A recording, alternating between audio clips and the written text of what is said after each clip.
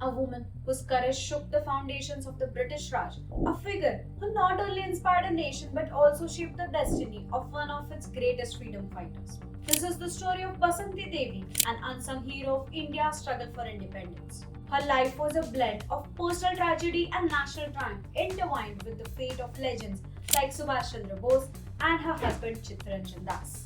Before we dive into the extraordinary life of Basanti Devi, make sure you subscribe to Bharat Rewind. Hit the bell icon to get notified about the captivating historical tales we share every Tuesday. At the age of 17, Basanti Devi's life took a pivotal turn. She married Chittaranjan Das, a man whose heart beat for the nation first.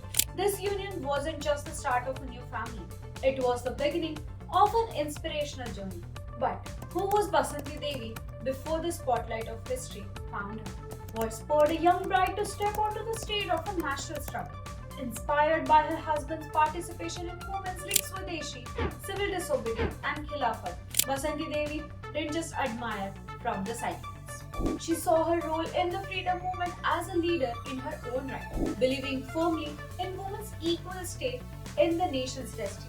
Imagine the streets of Kolkata, where wearing and selling Khadi was a rebellious act against British laws. Here stood Basanti Devi, fearlessly promoting the boycott of foreign goods. She was then arrested on 8 December 1921 along with her sister-in-law Urmila Devi. She was charged with sedition and conspiracy and faced a possible sentence of life imprisonment. Her arrest sparked widespread protest and inspired many people to join the movement. Thus, she was released from jail by midnight due to demanding public pressure. Basanti Devi became the first woman to court arrest for her action. Her leadership extended beyond protests. Later, she took the initiative to mobilize the women of Bengal and train them in various aspects of the movement. Joining hands with her sisters-in-law, Urmila Devi and Sunita Devi, she established the Nari Karma Mandir, a training center for women activists. Women were taught to spin khadi, organize meetings and demonstrations, raise funds, distribute pamphlets, and to face the police and the courts.